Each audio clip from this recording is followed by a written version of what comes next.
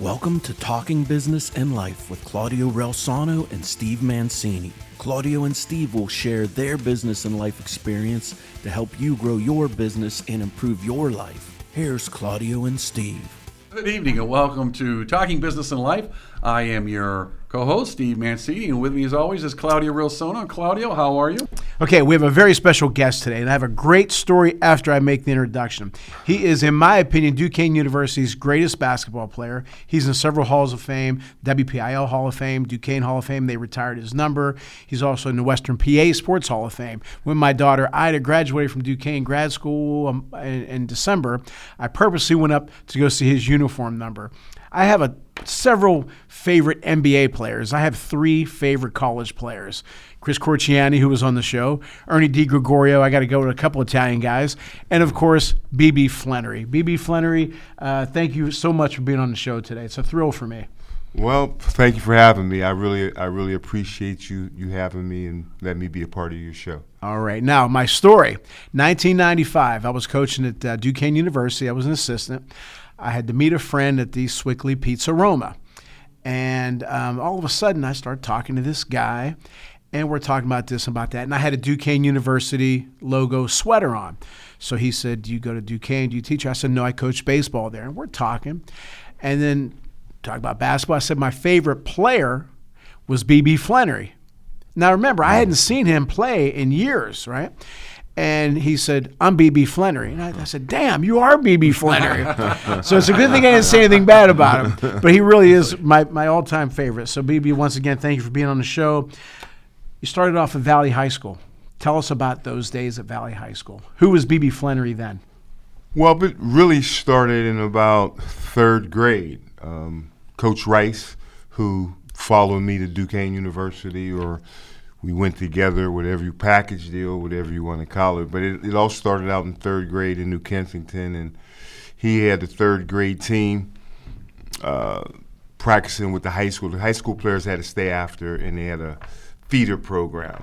And that's where my love of the game began in third grade. And I was lucky enough to hone my skills, and I loved the game. I couldn't get enough of it, and I was lucky enough that by the time I got to junior high school, I was a pretty fair basketball player. And when I got ninth grade, you've probably heard the story of where I scored 81 points in a junior high game and only played 3 quarters. My sophomore year, I was getting a little bit better. I made all WPIL as a sophomore. Wait a minute, I got to chime in there. You scored 91 points. 81, 81. You didn't play the whole game, and you had to get a little bit better. Did I hear that right? Yeah. Terrible stats. Terrible. Yeah, each level you get up to, by the time I got to be a sophomore, like I said, I made all WPIL as a sophomore, and that's when they only had one classification. It's not like it is now. Right. It just was Class A. They had a couple B schools, but mostly every school was Class A. So then, I got a little bit better. I was Player of the Year in the WPIL with some pretty good players. Been Player of the Year in the state of Pennsylvania we had Clancy and Gene Banks and Benji Pryor and Stu Lyons and Puffy Kennedy. So we had some great players, so that was pretty much my high school career. And we went to the WPL finals twice. Then we lost to Fifth Avenue with the great Sam Clancy and Warner Macklin, and Billy Clark went to Duquesne, and David Kennedy went to Cincinnati. On that floor, if I can tell you this, in high school, there were 8 Pennsylvania round ball players on the court at the same time. Wow. 8. That is impressive. I don't want to jump too far ahead, but because I do want to talk about Duquesne. I think that era of basketball, high school-wise, would have dominated the guys today, in my opinion. You guys, your skill level was not only better, but the attitudes. No offense to these kids today, but you guys were a little bit hungrier. Am I wrong about that? Oh, you're absolutely right. But we were 5 times better than these kids today. Yeah. When we came out, it is what it is. When we came out of school, they had just wrote, I forget, Mike White from the Post-Gazette. It just wrote an article. When I came out of school, like even before me, like it might have been 72 to 78. There were 41. Yeah, there were 41 Division I players a year coming out to Whitfield. 41 division. You're talking about Keith Starr, Billy Knight, Mel Bennett, Clancy, Clark, Ricky Coleman, Billy Knight, Jeep Kelly. List goes on Maurice and on Lucas and on. a little bit Maurice before. Lucas, he played with Jeep. Jeep was a freshman. I just want to chime in on that because you make a good point on that because that wasn't just basketball. That was even in the football back then. It was very different too. I don't want to steal your thunder, but I do want to ask something because what has changed with sports in general? Now, let's focus on Western Pennsylvania. What has changed? Because I kind of agree with you guys, and I don't think this is an age thing like, oh, our generation was better. Like, I think our generation was better. I mean, you could just look at the way they played, and I think a lot of it, I do think a lot of it was there was still a focus on teamwork then. There was still team system, rivalries and all that. Exactly. And it was like, we want to beat them. It wasn't like, hey, I just want to get paid and I want to get, I mean, everybody wants to make it the pros. I get that. Right. But at the same time, when you were playing hard for your school, you were playing hard for your school. And I don't necessarily see that passion. But so what has changed so much? I feel like those kids then, not just in basketball, even in football, because remember, Western PA used to crank out pro football players too. Hall of Famers. What's so different now? What has changed?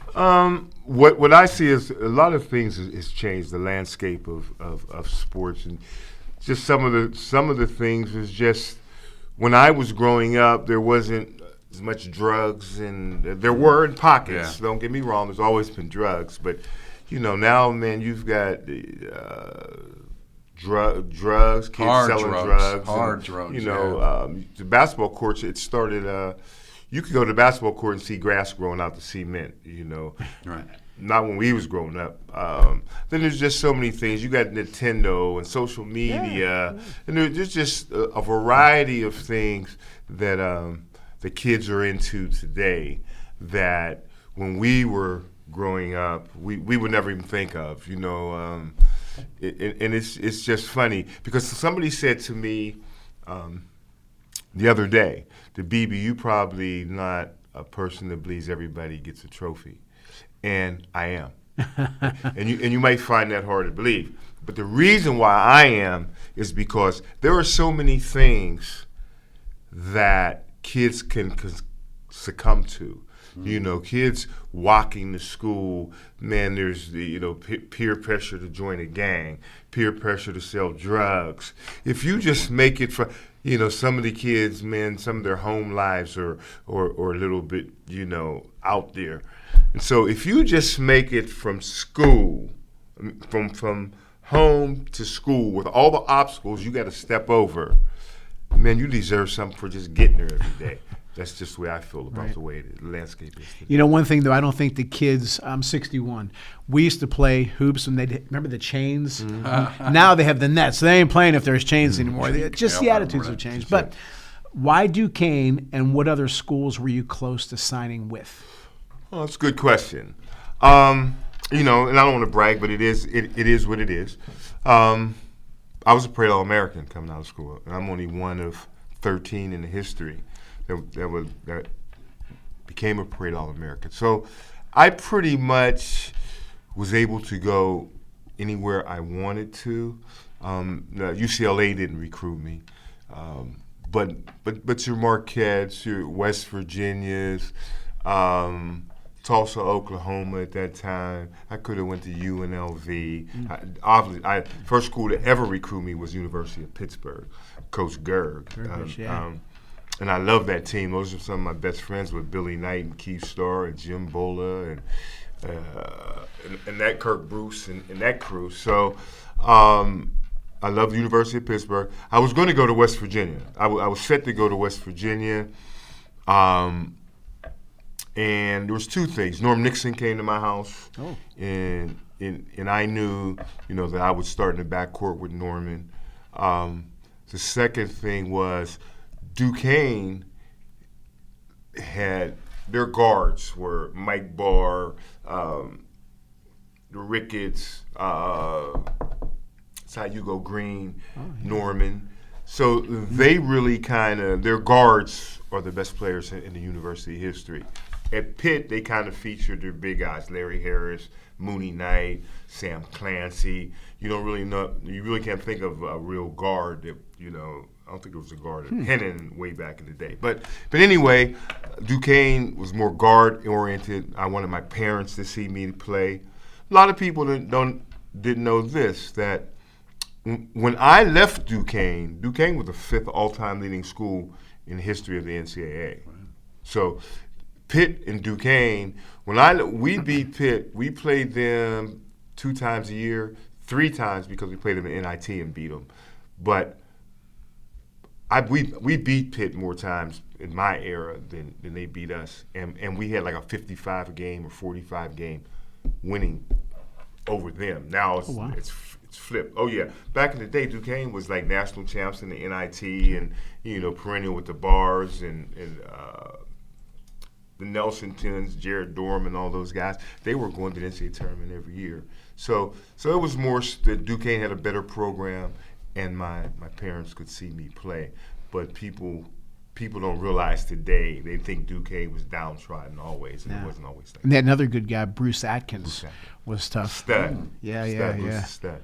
I am curious about something. Duquesne Catholic School. Were you just a weird question? Were you Catholic, or did it have any factor in it? Or you were like, no, I'm just thinking basketball, 100%. Yeah, that's a weird question, man. I do my best, man. I was not Catholic. Okay. You're gonna be like, did they get you? I hated them Catholicism classes, man. I had to go to them. Oh no. But so I guess he's not going to be on your show. He hosts a Catholic show. Thank you for joining us today. We're going to no, I'm just kidding. But no, I'm curious because a lot of people may or may not have had a factor. Well, you say black? Or What? People? I thought you said black No, people. Catholic. Oh, Catholic. Black. Why would a black person go to Duquesne? Well, you know what? I did too, but I had a black Catholicism class. Did you know? Really? That? I didn't know that. Yeah. I went to a place called the Cathedral of the Moor up on Center Avenue, and so that was where black Catholics were. So that's why I mentioned that. Yeah, I didn't take. He was a professor, and I didn't take regular class from Duquesne. I went up there on the hill and took it from a church up on the hill. So, and I don't mean this in a mean way, but in all honesty, your focus was basketball. Were you thinking we weren't thinking like I'm going to Catholic school. Hey, I'm going to get this diploma. It was like, hey, I'm focusing my basketball career because this is the thing that gives me the best whatever. Well, actually, I'm glad you asked that question. Actually, no, not at all. Basketball was always something that I loved. I used to, I can tell you a story. I used to sneak out the house in the snow and rain at 3 o'clock in the morning, and I was only 10 years old, and I never thought about playing in the NBA. My dreams was I didn't watch the NBA and say, hey, B.B. Flenory is going to be a professional athlete. I never gave that no thought. All I wanted to do was play for the love of the game. Couldn't get enough of it. So no, I was always taught to get an education. Basketball was not the end all be all. I have children. All four of my children have graduated from college. I have one son that started for the University of Stanford, won 2 Rose Bowls in football. Pretty smart kid going to Stanford. I have another grandson that I think is going to be a sure-cut NBA player. He's only in 8th grade, but he's the best 8th grader in the state of Texas.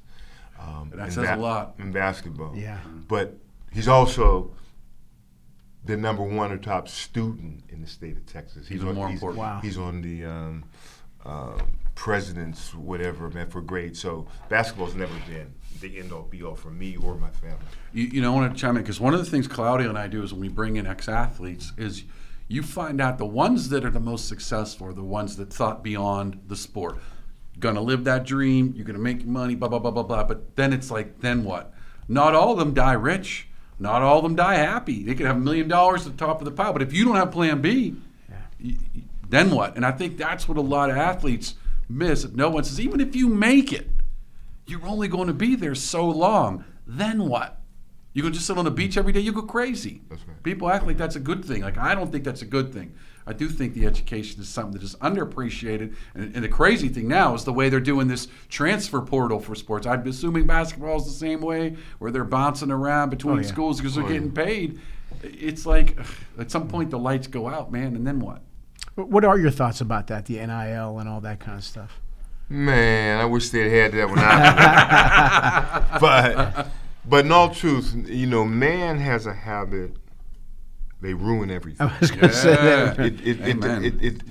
It was done with good intentions. You know, Neil and a good friend of mine. I just talked to him on the phone the other day. Sonny Vaquero was part of that, and I just spoke with Sonny. But anyway, you know, I thought it was a good thing. I think they have to reel that in and come up with some parameters, because now it's just the wild west. They're getting paid, some of them You know what I used millions. to like when like Villanova played Georgetown? There was that rivalry. Why? Because those guys played 4 years against each other. I was also an NC State fan against. I mean, again, there was rivalries. You said Corciani, so you had to be. I had. Well, now speaking of him, he played in the NBA a couple years, played overseas for numerous years. So one of the questions we asked him was, when did you decide to pivot over to the business world? When did you start thinking of that? And before he retired, he had real estate. Now he owns a mortgage company and a title company. So when did you say, I'm going to prepare? Greg Norman, the golfer, I would say this all the time. I want to prepare for my life when I'm no longer number one golfer in the world. I'm trying to prepare for my life when I'm done with baseball. When did you say, I'm going to start preparing for the business world? Tell you the truth, I stopped playing basketball. Well, I went to the Celtics, and I did last to the last cut of the Celtics, played some exhibition games. And when that was over with, I was able to go overseas. I went to South America. At that time, they were taking big guys to Italy, Spain, and things like that, but they were taking the smaller guys over to Puerto Rico and South America and Brazil and all those. Are you considered a smaller guy? Yeah, when I came out of Folks, for the record, I just in the studio with him. He's not a small guy. Well, when I graduated college, I was 6'2", 170. All right, So from basketball, yeah, I can see it. Pretty small at that time. Always the runner of any team I've played on. I was always the smallest one. But what happened was I went overseas for 3 years. And I came back, and we were playing outside. And somebody wasn't hustling.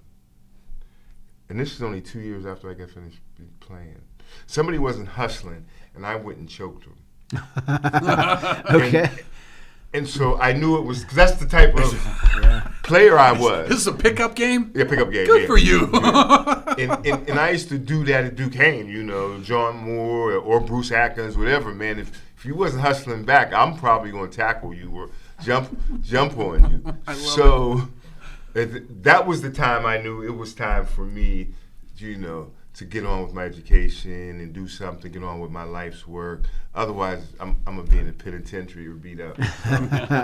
Well, you know, it's funny you say that, because you know that, to your point, you can be passionate about something, but it doesn't mean it has to own you. You know, and that's kind of what you're saying, is that something can own you, and you're like, I'm not going to do this. Right. Funny though, when I used to play beer league ice hockey, and you get those guys on the ice, they do the same thing. They stand there and they wait till they get the puck, then they don't pass it and they skate. You're just like, man, he's on my team. Just like, so I get it. Yeah. I totally get it. Claudio, real quick, we're going to take a quick break, and we're going to come back. This is actually a very fun conversation. We were right back with the very popular, and I'm honored to have him on the show, B.B. Flenory. So we'll be right back. Ciao, Chrissy. Your Italian got so much better. Brava.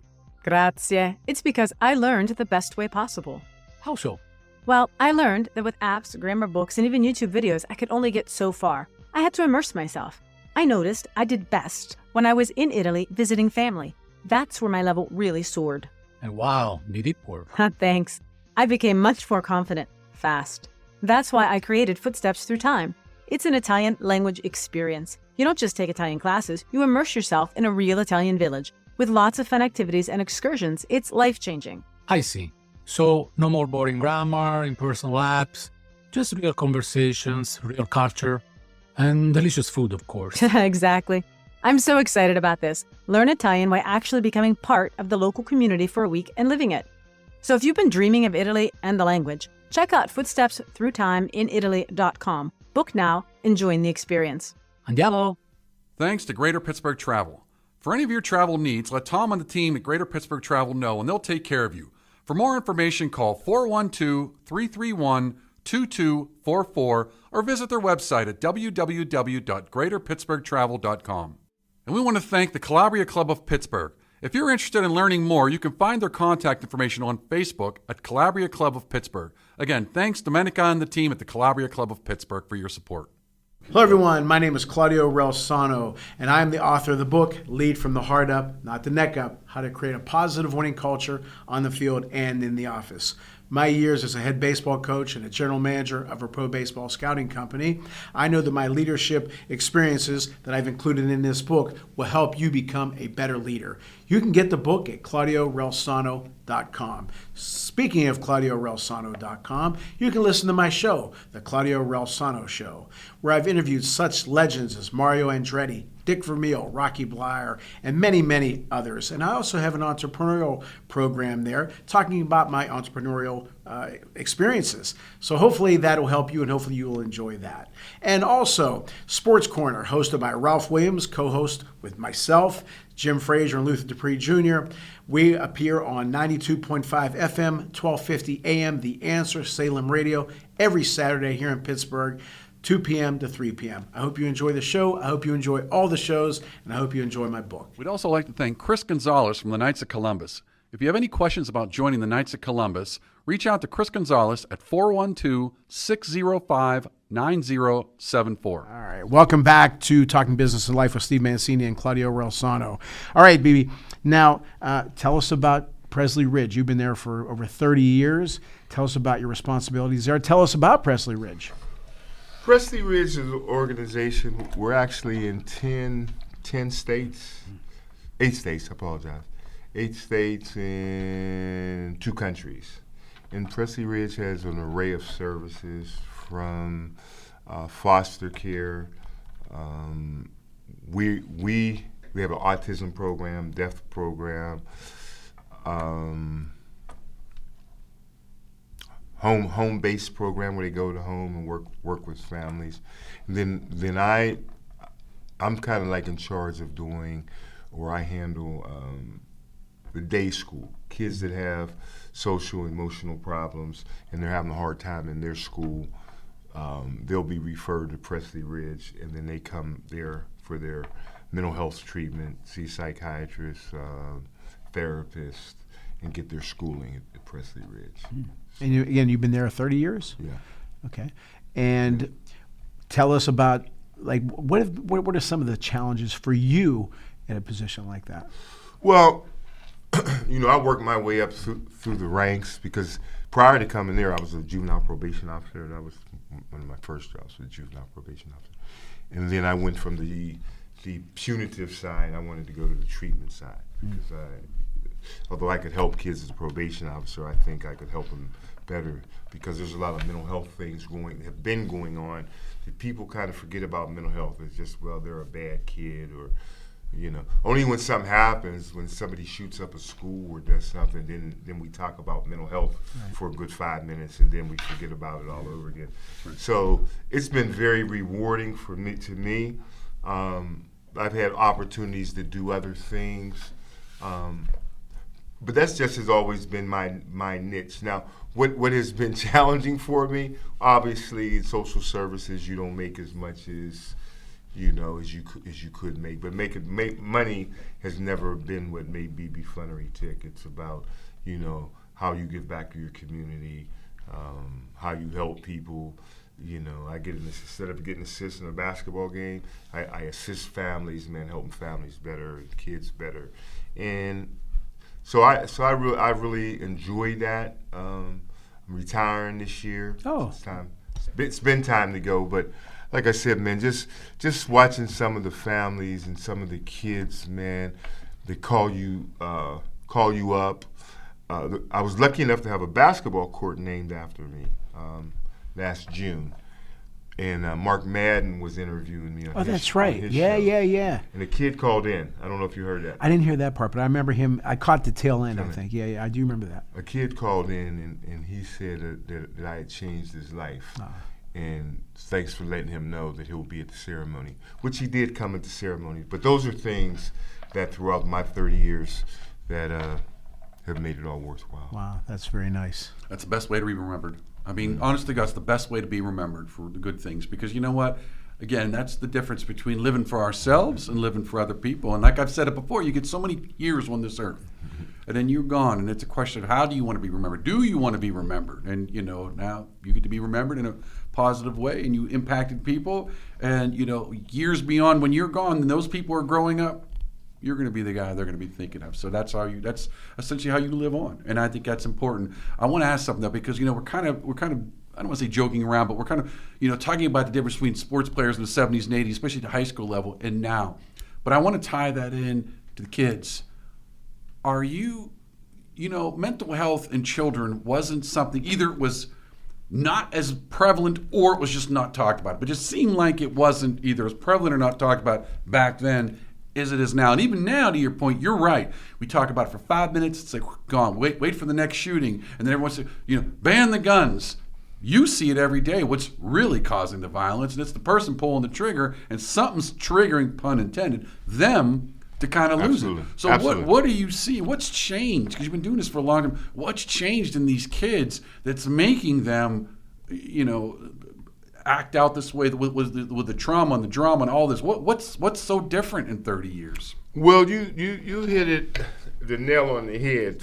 Mental health has always existed, but back in the day, you would just say, "Man, he's a bad kid," or "They're a bad kid." You're not trying to find out what caused the behavior, you know.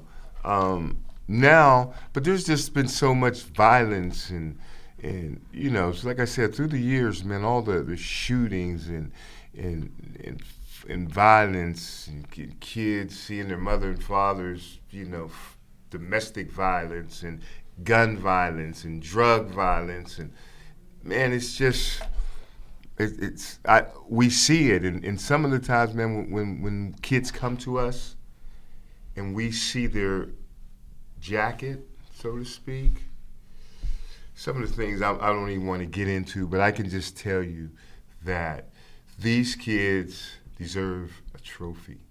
And that's why I'm a trophy person, because I've seen some, and they all look alike. They all look the same. I can say, oh no, we're not going to take this kid and pick up another folder. Looks the same. So saw his mother get beat, gun violence. Somebody's in prison for the rest of their lives. You know what I mean? It's a vicious cycle, man. And I don't know what, but it's a big thing with, you know, in terms of people not working, and then do they go commit crimes? I mean, there's no easy fix, but I personally think, as you said, it's not getting better. Social media, so cyberbullying, all types of things. Yeah, technology has added another way to screw with people. Well, like you said, people can ruin things. Right. Social media could be a great thing, and it sometimes is, but they use it improperly, and it can hurt people. Yes. You know what? I wanted to say something though. That you know, on these kids and all the things that they're seeing, and you know, you talk about that trophy, and I used to be against the trophy for every kid. I never thought of it that way. That might be the only good thing that happens to that kid. Only good thing. So I get it. I get it. If you give a kid, let's say, a trophy or something in a banquet, and he says, "Oh man, I'm gonna travel that journey next year. I'm gonna be here every day to be at practice." You know what that little piece of plastic did for somebody's life, and that's the way I see things. Man, all we have. Growing up, who did you look up to? My father. You know, my heroes weren't Dr. J or Elgin Baylor or Wilt Chamberlain. Man, my heroes has always been somebody I could touch. You know, I could smell, I could see.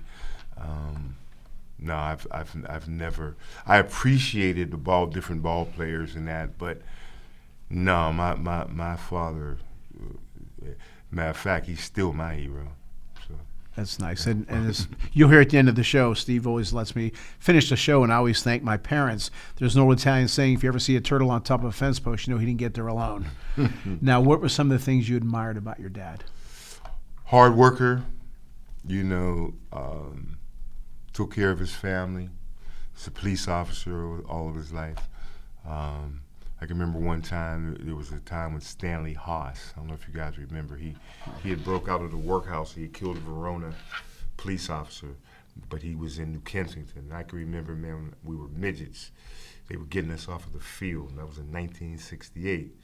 And they were getting us off the field because he had just killed a police officer and he was in the area. And as I'm going in the house, my dad's coming out, because there was a manhunt for Stanley Haas.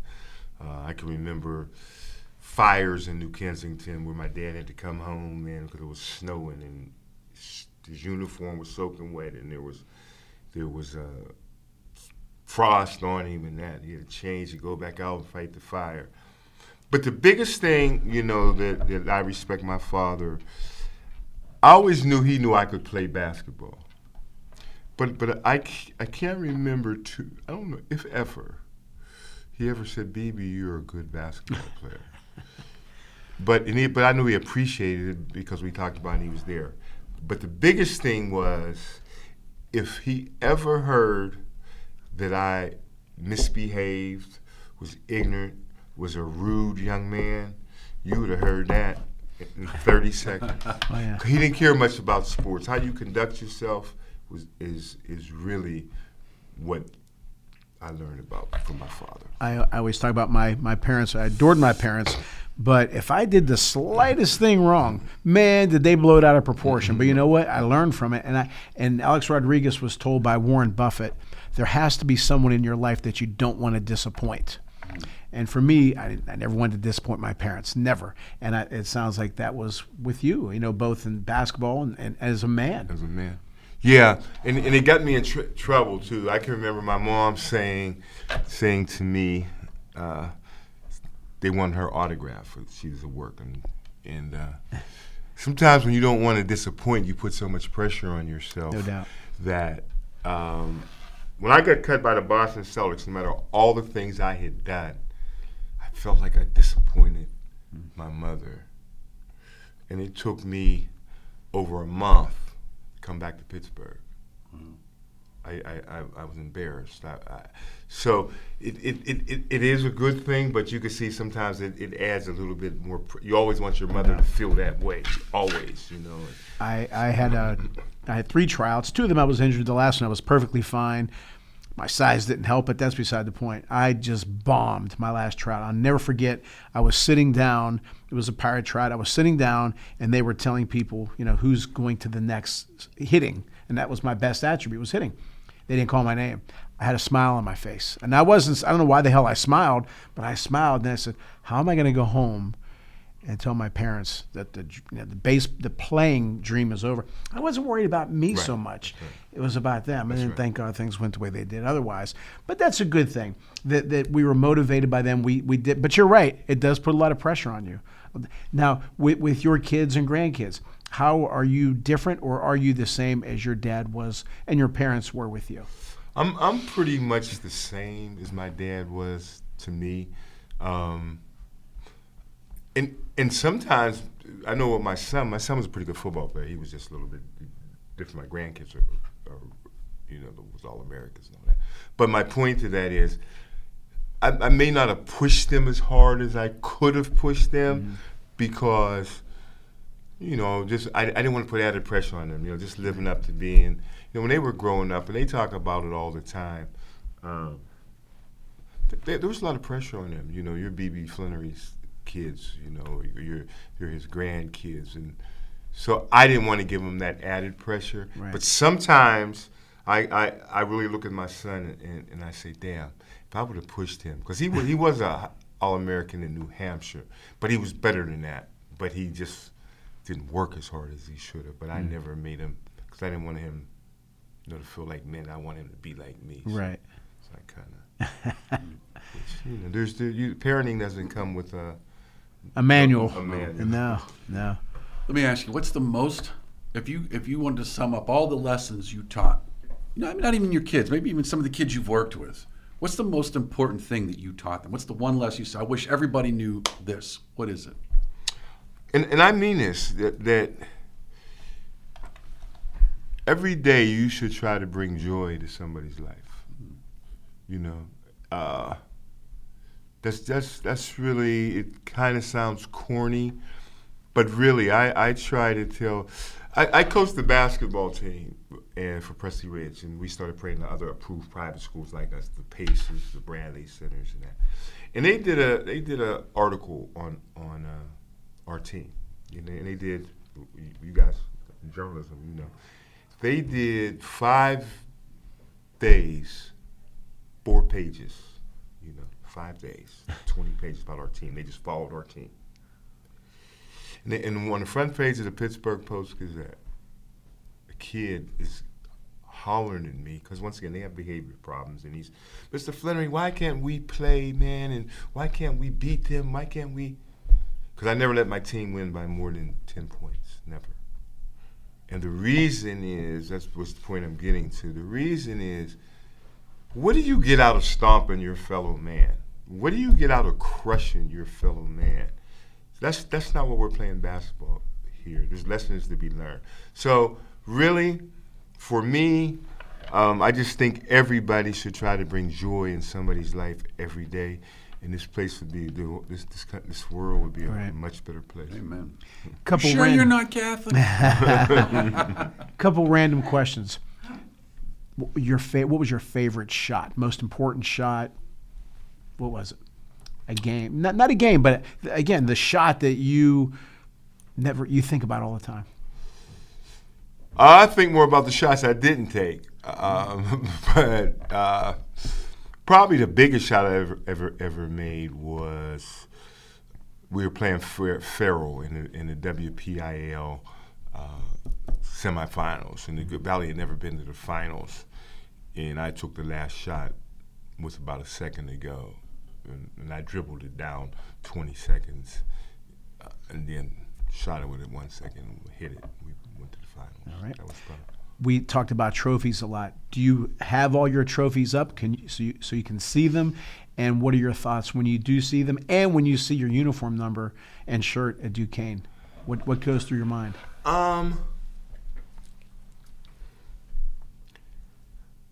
This is truth. I have never had an award of mine displayed in my house in my life. Really? Okay. If you were to go to my garage, I probably have maybe this whole room of nothing but anytime I get a trophy, I'll take it. It could be WPL Hall of Fame, State Hall of Fame. It can be whatever.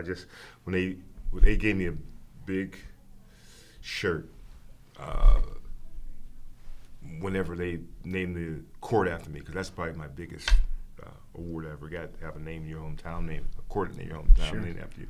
So they gave me a shirt with that look of the court and everything.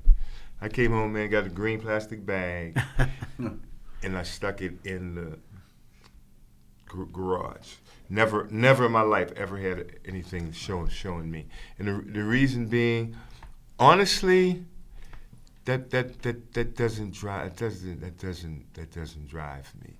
Now, I do appreciate they have the Pittsburgh Player of the Year, WPL Player of the Year named after me. Yeah, I was going to mention that. And that makes me tear up. Stuff in the Palumbo Center, Hall of Fames and stuff in the Palumbo Center. I can appreciate that, and I worked hard for that.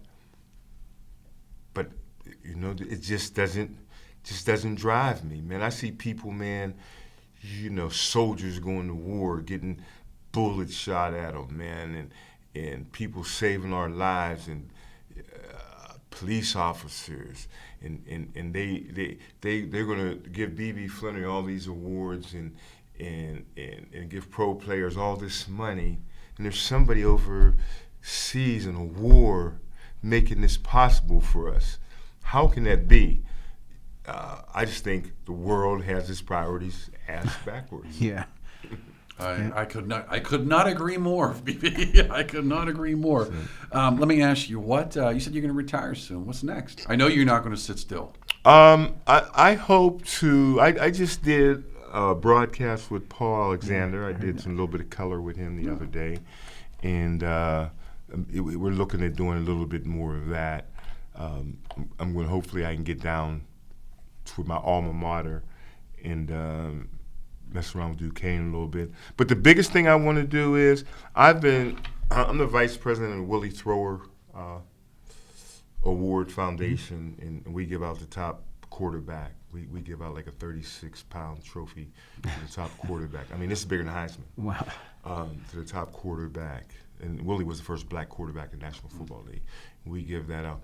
But I've been doing a lot of things for different people, and I haven't done anything for myself. So I think, when I retire, I'm going to start doing camps and clinics and, giving back something in my own name instead of everybody else. The irony is you're still going to be giving back. You're just going to be doing it in your own name instead of someone else's. You know what? We need more people like that in this world. We really do. As much as the media tries to separate everybody, the one thing they can't do that connects us all is adversity. What do you tell people how to handle adversity? I tell them a lot about, a lot of people, I give them the story. I don't know if you guys are aware.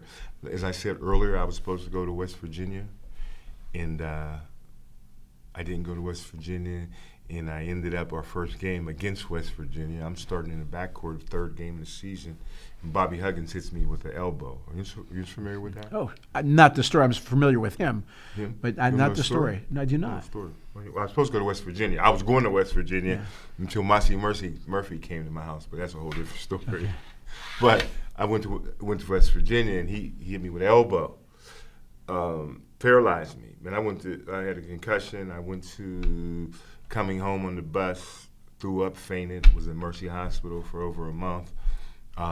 Most people don't know this. Then I ended up, when I came back, we played against Duke with Jim Spanarkel and my head hit the Civic Arena floor. So I really missed my whole freshman year. Everything I did at Duquesne, I only did in 3 years. Why do I say that? Because as much as I love the game, I was not being able to play for a year. Then when I came back, I had to wear a boxing helmet. I think that was the time, man, was the most difficult time in my life. But you just have to believe, man. I tell people, man, you just got to believe that God does everything for a purpose, and and then I always believe that, and it ended up working out for me. I got better and had a pretty good career at Duquesne after that. But I always believe, if you want good stuff to happen to you, do good things. And really, I don't really go by hoping, and I wish this happens. I just believe, and I know there's good people that bad things happen to. Don't get me wrong, but I think by and large, if you want good things to happen to you, then you be a good person, and things will work out for you. Very nice. All right, I don't know. You want to going to wrap us up here, because I knew he wouldn't disappoint. I'm telling you, I was a fantastic person. I mean that sincerely. I really appreciated the conversation. You sure you're not Kathy? Because you sound like Kathy. No, but I appreciate it. I do. You know what? If you step back and you think, how many people went to the pros, and how many of those people give back for all they've been blessed with? How many give back? Even a lot. Exactly. You didn't make $100 million playing for the LA Lakers, but you know what? Your legacy is going to be far greater than a lot of guys that did. And I think you should definitely. I think you should definitely be proud of that. I thank you. Now, he's a good man, and I pick him good. The guys that I like, I just don't pick somebody or like somebody or follow them because of how great they were at what they did. I used to like his interviews. It's different back then. The coverage wasn't, but we used to get nice coverage, Bill Hillgrove and all those guys. But it's a thrill for me to have you on. It really is, and I appreciate you taking the time. And again, you brought a lot of happiness to me watching you. play, and now I admire you even more as a man. So I appreciate you being on the show. Steve, thank you as always. Thank you to all the people tuning in, and as always, thank you, Mom and Pop. Talk to you soon. Thank you for listening to Talking Business and Life with Claudio Reilsono and Steve Mancini. Tune in next week for more impactful business and life experiences with Claudio and Steve.